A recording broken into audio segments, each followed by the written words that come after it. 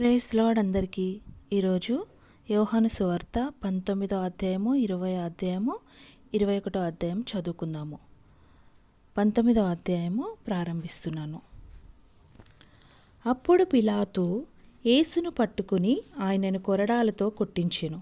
సైనికులు ముళ్ళతో కిరీటమును అల్లి ఆయన తల మీద పెట్టి ఊదారంగు వస్త్రము ఆయనకు తొడిగించి ఆయన యుద్ధకు వచ్చి, యూదుల రాజా శుభమని చెప్పి ఆయనను అరచేతులతో కొట్టిరి.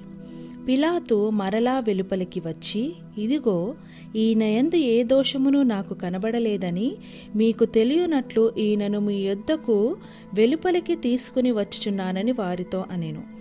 ఆ ముండ్ల కిరీటమును ఊదారంగు వస్త్రమును ధరించిన వాడై యేసు వెలుపలికి రాగా, పిలాతు, ఇదిగో ఈ మనుష్యుడు అని వారితో చెప్పెను.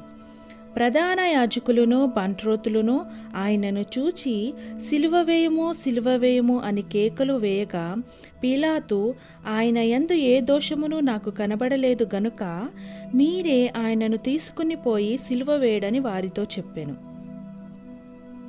అందుకు యూదులు, మాకొక నియమము కలదు, తాను దేవుని కుమారుడనని ఇతడు చెప్పుకొనెను గనుక ఆ నియమము చొప్పున ఇతడు చావవలెనని అతనితో చెప్పిరి.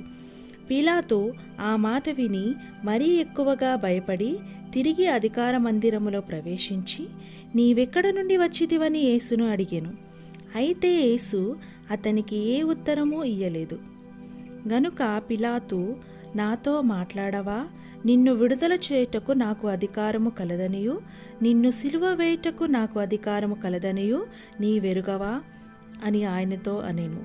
అందుకు యేసు, పైనుండి నీకు ఇయ్యబడి ఉంటేనే తప్ప నా మీద నీకు ఏ అధికారమును ఉండదు, అందుచేత నన్ను నీకు అప్పగించిన వానికి ఎక్కువ పాపము కలదనెను. ఈ మాటను బట్టి పిలాతు ఆయనను విడుదల చేయుటకు యత్నము చేసెను గాని యూదులు, నీవు ఇతని విడుదల చేసితివా?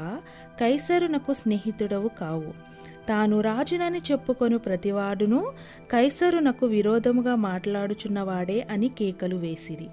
పిలాతు ఈ మాటలు విని యేసును బయటకు తీసుకుని వచ్చి రాళ్లు పరచిన స్థలమందు న్యాయపీఠ మీద కూర్చుండెను. హెబ్రీ భాషలో ఆ స్థలమునకు గబ్బాతా అని పేరు. ఆ దినము పస్కాను సిద్ధపరచు దినము. అప్పుడు ఉదయము 6 గంటలు కావచ్చెను. అతడు, ఇదిగో మీ రాజు అని యూదులతో చెప్పగా, అందుకు వారు, ఇతనిని సంహరించుము, సంహరించుము, సిలువ వేయము అని కేకలు వేసిరి. పిలాతు, మీ రాజును సిలువ వేయుదునా అని వారిని అడుగగా, ప్రధాన యాజకులు, కైసరు తప్ప మాకు వేరొక రాజు లేడనిరి. అప్పుడు సిలువ వేయబడుటకై అతడాయనను వారికి అప్పగించెను. వారు యేసును తీసుకుని పోయిరి. ఆయన తన సిలువ మోసుకుని కపాల స్థలమున చోటుకి వెళ్ళెను. హెబ్రీ భాషలో దానికి గొల్గతా అని పేరు. అక్కడ ఈ వైపున ఒకనిని, ఆ వైపున ఒకనిని, మధ్యను యేసును ఉంచి ఆయనతో కూడా 2 సిలువ వేసిరి. మరియు పిలాతు యూదుల రాజైన నజరేయుడకు యేసు అను పైవిలాసము వ్రాయించి సిలువ మీద పెట్టించెను. యేసు సిలువ వేయబడిన స్థలము పట్టణమునకు సమీపమై ఉండెను. అది హెబ్రీ, గ్రీకు, రోమా భాషలలో వ్రాయబడెను గనుక యూదులలో అనేకులు దానిని చదివిరి. నేను యూదుల రాజునని వాడు చెప్పినట్టు వ్రాయము గాని యూదుల రాజు అని వ్రాయవద్దని యూదుల ప్రధాన యాజకులు పిలాతుతో చెప్పగా, పిలాతు, నేను వ్రాసినదేమో వ్రాసితిననెను. సైనికులు యేసుని సిలువ వేసిన తరువాత ఆయన వస్త్రములు తీసుకొని ఒక్కొక్క సైనికునికి ఒక్కొక్క భాగము వచ్చినట్లు వాటిని 4 భాగములు చేసిరి. ఆయన అంగీని కూడా తీసుకొని ఆ అంగీ కుట్టులేక పైనుండి యావత్తు నేయబడినది గనుక వారు దానిని చింపక అది ఎవనికి వచ్చునో అని దానికోసరము చీట్లు వేయుదమని ఒకరితో ఒకరు చెప్పుకొనిరి. వారు నా వస్త్రములను తమలో పంచుకొని నా అంగీ కోసరము చీట్లు వేసిరి అని లేఖనము నెరవేరునట్లు ఇది జరిగెను. ఇందుకే సైనికులు ఈలాగు చేసిరి. ఆయన తల్లియు ఆయన తల్లి సహోదరియు క్లోపా భార్య అయిన మరియయు మగ్దలేని మరియయు యేసు సిలువ యొద్ద నిలుచుండిరి. యేసు తన తల్లియు తాను ప్రేమించిన శిష్యుడును దగ్గర నిల్చుండుట చూచి, అమ్మా, ఇదిగో నీ కుమారుడు అని తన తల్లితో చెప్పెను. తరువాత శిష్యుని చూచి, ఇదిగో నీ తల్లి అని చెప్పెను. ఆ గడియ నుండి ఆ శిష్యుడు ఆమెను తన ఇంట చేర్చుకొనెను. అటు తరువాత సమస్తమును అప్పటికి సమాప్తమైనదని యేసు ఎరిగి, లేఖనము నెరవేరునట్లు నేను దప్పిగొనుచున్నానెను. చిరకతో నిండియున్న ఒక పాత్ర అక్కడ పెట్టి ఉండెను గనుక వారు ఒక స్పంజి చిరకతో నింపి హిస్సోపు పుడకకు తగిలించి ఆయన నోటికి అందించిరి. యేసు ఆ చిరక పుచ్చుకొని సమాప్తమైనదని చెప్పి తల వంచి ఆత్మను అప్పగించెను. ఆ దినము సిద్ధపరచు దినము, మరుసటి విశ్రాంతి దినము, మహాదినము గనుక ఆ దేహములు విశ్రాంతి దినమున శిలువ మీద ఉండకుండునట్లు వారి కాళ్ళు విరగ్గొట్టించి వారిని తీసివేయించుమని యూదులు పిలాతును అడిగిరి. కాబట్టి సైనికులు వచ్చి ఆయనతో కూడా సిలువ వేయబడిన మొదటి వాని కాళ్లను, రెండవ వాని కాళ్లను విరగ్గొట్టిరి. వారు యేసునొద్దకు వచ్చి అంతకు ముందే ఆయన మృతి పొంది ఇండుట చూచి ఆయన కాళ్ళు విరగగొట్టలేదు గాని సైనికులలో ఒకడు ఈటెతో ఆయన ప్రక్కను పొడిచెను. వెంటనే రక్తమును నీళ్లును కారెను. ఇది చూచినవాడు సాక్ష్యమిచ్చుచున్నాడు. అతని సాక్ష్యము సత్యమే. మీరు నమ్మునట్లు అతడు సత్యము చెప్పుచున్నాడని ఆయనెరుగును. అతని ఎముకలలో ఒకటైనను విరువబడదు అని లేఖనము నెరవేరునట్లు ఇవి జరిగెను. మరియు తాము పొడిచిన వాని తట్టు చూతురు అని మరి ఒక లేఖనము చెప్పుచున్నది. అటు తరువాత యూదుల భయము వలన రహస్యముగా యేసు శిష్యుడైన అరిమతయ్య యోసేపు తాను యేసు దేహమును తీసుకుని పోవుటకు పీలాతునొద్ద సెలవడిగెను. పీలాతు సెలవిచ్చెను గనుక అతడు వచ్చి యేసు దేహమును తీసుకుని పోయెను. మొదట రాత్రివేళ ఆయన ఎద్దకు వచ్చిన నికోదేము కూడా బోలముతో కలిపిన అగరు రమారమి 150 సేర్ల ఎత్తు తెచ్చెను. అంతటా వారు యేసు దేహమును ఎత్తుకుని వచ్చి యూదులు పాతిపెట్టు మర్యాద చొప్పున ఆ సుగంధ ద్రవ్యములు దానికి పూసి నారబట్టలు చుట్టిరి. ఆయనను సిలువ వేసిన స్థలములో ఒక తోటయుండెను. ఆ తోటలో ఎవడునూ ఎప్పుడునూ ఉంచబడని క్రొత్త సమాధి ఒకటి ఉండెను. ఆ సమాధి సమీపంలో ఉండెను గనుక ఆ దినము యూదులు సిద్ధపరచు దినమైనందున వారు అందులో యేసును పెట్టిరి. ఆమేన్. 20వ అధ్యాయం ప్రారంభిస్తున్నాను. ఆదివారమున ఇంకనూ చీకటిగా ఉన్నప్పుడు మగ్దలేని మరియ పెందలకాడ సమాధి యొద్దకు వచ్చి సమాధి మీద ఉండిన రాయి తీయబడి ఉండుట చూచెను. గనుక ఆమె పరిగెత్తుకొని సీమోను పేతురు నొద్దకును యేసు ప్రేమించిన ఆ మరి ఒక శిష్యుని యొద్దకును వచ్చి ప్రభువును సమాధిలో నుండి ఎత్తుకుని పోయిరి, ఆయనను ఎక్కడ ఉంచిరో ఎరుగమని చెప్పెను. కాబట్టి పేతురును ఆ శిష్యుడును బయలుదేరి సమాధి యొద్దకు వచ్చిరి. వారిద్దరునూ కూడి పరిగెత్తుచుండగా ఆ శిష్యుడు పేతురు కంటే త్వరగా పరిగెత్తి ముందుగా సమాధి యొద్దకు వచ్చి వంగి నారబట్టలు పడియుండుట చూచెను గాని అతడు సమాధిలో ప్రవేశింపలేదు. అంతట సీమోను పేతురు అతని వెంబడి వచ్చి సమాధిలో ప్రవేశించి నారబట్టలు పడియుండుటయు ఆయన తల రుమాలు నారబట్టల యొద్ద ఉండక వేరుగా ఒక చోట చుట్టి పెట్టి ఉండుటయు చూచెను. అప్పుడు మొదట సమాధి యొద్దకు వచ్చిన ఆ శిష్యుడు లోపలికి పోయి చూచి నమ్మెను. ఆయన మృతులలో నుండి లేచుట అగత్యమను లేఖనము వారింకను గ్రహింపరైరి. అంతటా ఆ శిష్యులు తిరిగి తమ వారి యొద్దకు వెళ్ళిపోయిరి. అయితే మరియా సమాధి బయట నిలిచి ఏడ్చుచుండెను. ఆమె ఏడ్చుచు సమాధిలో వంగి చూడగా తెల్లని వస్త్రములు ధరించిన 2 దేవదూతలు యేసు దేహము ఉంచబడిన స్థలములో తలవైపున ఒకడును కాళ్ళవైపున ఒకడును కూర్చుండుట కనబడెను. వారు, అమ్మా, ఎందుకు ఏడ్చుచున్నావని ఆమెను అడిగగా ఆమె, నా ప్రభువును ఎవరో ఎత్తుకుని పోయిరి, ఆయనను ఎక్కడ ఉంచిరో నాకు తెలియదని చెప్పెను. ఆమె ఈ మాట చెప్పి వెనుక తట్టు తిరిగి యేసు నిలిచిండుట చూచెను గాని ఆయన యేసు అని గుర్తుపట్టలేదు. యేసు, అమ్మా, ఎందుకు ఏడ్చుచున్నావు? ఎవరిని వెతుకుచున్నావు అని ఆమెను అడగగా ఆమె ఆయన తోటమాలి అనుకుని, అయ్యా, నీవు ఆయనను మోసుకొని పోయిన ఎడల ఆయనను ఎక్కడ ఉంచితివో నాతో చెప్పుము, నేను ఆయనను ఎత్తుకొని పోదునని చెప్పెను. యేసు ఆమెను చూచి మరియా అని పిలిచెను. ఆమె ఆయన వైపు తిరిగి ఆయనను హెబ్రీ భాషతో రబ్బూని అని పిలిచెను. ఆ మాటకు బోధకుడని అర్థము. యేసు ఆమెతో, నేను ఇంకనూ తండ్రి యొద్దకు ఎక్కిపోలేదు గనుక నన్ను ముట్టుకొనవద్దు. అయితే నా సహోదరుల యొద్దకు వెళ్ళి, నా తండ్రియు మీ తండ్రియు, నా దేవుడును మీ దేవుడునైన వాని యొద్దకు ఎక్కిపోవచున్నానని వారితో చెప్పుమనెను. మగ్దలేని మరియా వచ్చి, నేను ప్రభువుని చూచి తిని ఆయన నాతో ఈ మాటలు చెప్పెనని శిష్యులకు తెలియజేసెను.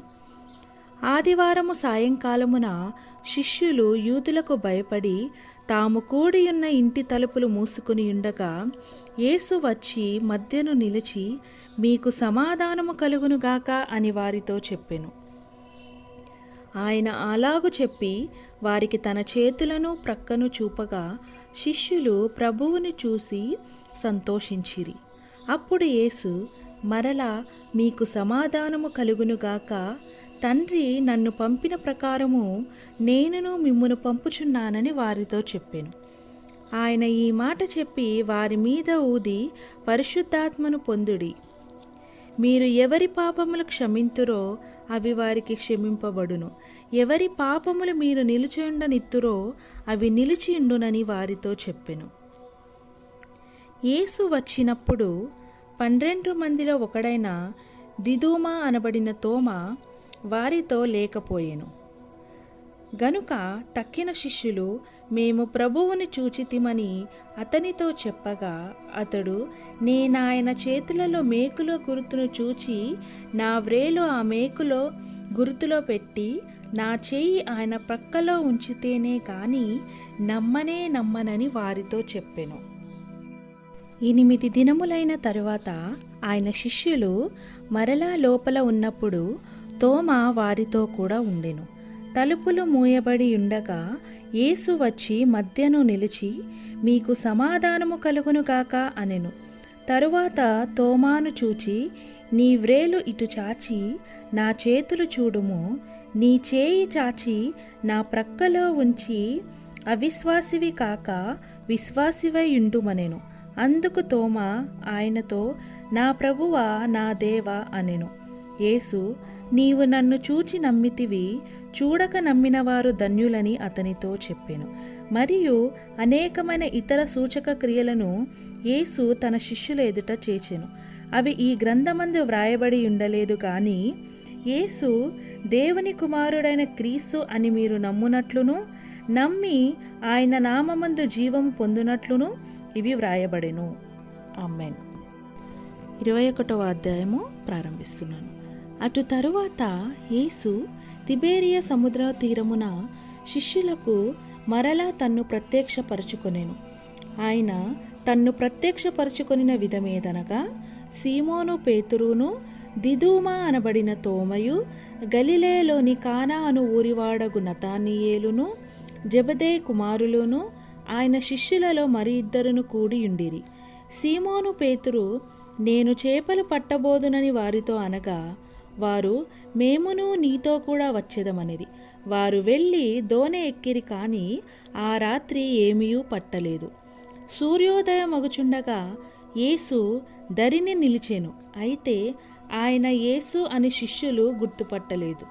యేసు, పిల్లలారా, భోజనమునకు మీ యొద్ద ఏమైనా ఉన్నదా అని వారిని అడుగగా లేదని వారాయనతో చెప్పిరి. అప్పుడు ఆయన, దోణి కుడిప్రక్కన వలవేయుడి, మీకు దొరుకునని చెప్పెను.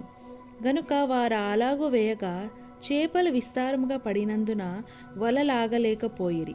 కాబట్టి యేసు ప్రేమించిన శిష్యుడు ఆయన ప్రభువు సుమి అని పేతురుతో చెప్పెను.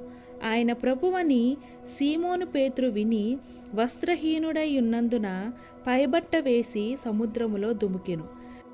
దరి ఇంచుమించు 200 మూరల దూరమునున్నందున తక్కిన శిష్యులు చేపలు గల వల లాగుచు ఆ చిన్న దోణిలో వచ్చిరి.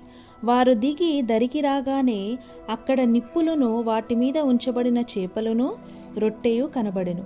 యేసు, మీరిప్పుడు పట్టిన చేపలలో కొన్ని తీసుకుని రండని వారితో చెప్పగా, సీమోను పేతురు దోణి ఎక్కి వలను దరికి లాగెను. అది 153 గొప్ప చేపలతో నిండి ఉండెను. చేపలు అంత విస్తారముగా పడినను వల పిగలలేదు. యేసు, రండి భోజనము చేయుడని వారితో అనెను. ఆయన ప్రభువని వారికి తెలిసినందున నీవెవడవని శిష్యులలో ఎవడునూ ఆయనను అడగ తెగింపలేదు. యేసు వచ్చి ఆ రొట్టెను తీసుకుని వారికి పంచిపెట్టెను. అలాగే చేపలను కూడా పంచిపెట్టెను. యేసు మృతులలో నుండి లేచిన తరువాత శిష్యులకు ప్రత్యక్షమైనది ఇది 3వసారి. వారు భోజనము చేసిన తరువాత యేసు సీమోను పేతురును చూచి, యోహాను కుమారుడవైన సీమోను, వీరికంటే నీవు నన్ను ఎక్కువగా ప్రేమించుచున్నావా అని అడగగా అతడు, అవును ప్రభువా, నేను నిన్ను ప్రేమించుచున్నానని నీవే ఎరుగుదువని ఆయనతో చెప్పెను. యేసు, నా గొర్రె పిల్లలను మేపుమని అతనితో చెప్పెను. మరలా ఆయన, యోహాను కుమారుడవైన సీమోను, నన్ను ప్రేమించుచున్నావా అని 2వసారి అతనిని అడగగా అతడు, అవును ప్రభువా, నేను నిన్ను ప్రేమించుచున్నానని నీవే ఎరుగుదువని ఆయనతో చెప్పెను. ఆయన, నా గొర్రెలను కాయుమని చెప్పెను. 3వసారి ఆయన, యోహాను కుమారుడవైన సీమోను, నన్ను ప్రేమించుచున్నావా అని అతనిని అడిగాను. నన్ను ప్రేమించుచున్నావా అని 3వసారి తన్ను అడిగినందుకు పేతురు వ్యసనపడి, ప్రభువా, నీవు సమస్తమును ఎరిగినవాడవు, నిన్ను ప్రేమించుచున్నానని నీవే ఎరుగుదువని ఆయనతో చెప్పెను. యేసు, నా గొర్రెలను మేపుము, నీవు యవనుడవై ఉండినప్పుడు నీ అంతట నీవే నడుము కట్టుకుని నీకిష్టమైన చోటికి వెళ్ళుచుంటివి. నీవు ముసలివాడవైనప్పుడు నీ చేతులు నువ్వు చాచుదువు, వేరొకడు నీ నడుము కట్టి నీకిష్టము కాని చోటికి నిన్ను మోసుకుని పోవునని నీతో నిశ్చయముగా చెప్పుచున్నానని అతనితో చెప్పెను. అతడు ఎట్టి మరణము వలన దేవుణ్ణి మహిమపరచునో దాన్ని సూచించి ఆయన ఈ మాట చెప్పెను. ఇట్లు చెప్పి, నన్ను వెంబడించుమని అతనితో అనెను. పేతురు వెనుకకు తిరిగి, యేసు ప్రేమించిన వాడును భోజన పంక్తిని ఆయన రొమ్మున ఆనుకొని, ప్రభువా, నిన్ను అప్పగించువాడెవడని అడిగినవాడును అయిన శిష్యుడు తమ వెంట వచ్చుట చూచెను. పేతురు అతనిని చూచి, ప్రభువా, ఇతని సంగతి ఏమగునని యేసును అడిగాను. యేసు, నేను వచ్చు వరకు అతడుండుట నాకిష్టమైతే అది నీకేమి, నీవు నన్ను వెంబడించుమనెను. కాబట్టి ఆ శిష్యుడు చావడను మాట సహోదరులలో ప్రచురమాయెను. అయితే చావడని యేసు అతనితో చెప్పలేదు, కానీ నేను వచ్చు వరకు అతడుండుట నాకిష్టమే అయితే అది నీకేమని చెప్పెను. ఈ సంగతులను గూర్చి సాక్ష్యమిచ్చుచు ఇవి వ్రాసిన శిష్యుడు ఇతడే. ఇతని సాక్ష్యము సత్యమని ఎరుగుదుము. యేసు చేసిన కార్యములు ఇంకను అనేకములు కలవు. వాటిలో ప్రతిదానిని వివరించి వ్రాసిన ఎడల అట్లు వ్రాయబడిన గ్రంథములకు భూలోకమైనను చాలదని నాకు తోచుచున్నది. ఆమేన్. ప్రభువైన యేసుక్రీస్తు ఈ వాక్యమును దీవించి మన జీవితాలలో నెరవేర్చునుగాక. ఆమేన్. ఈ రోజుతో యోహాను సువార్త పూర్తయింది. అందును బట్టి దేవునికి కృతజ్ఞతాస్తుతులు చెల్లించుకుంటున్నాను. రేపు మరొక పుస్తకంతో కలుసుకుందాము. అంతవరకు సెలవు. Thank you. Praise the lord అందరికీ.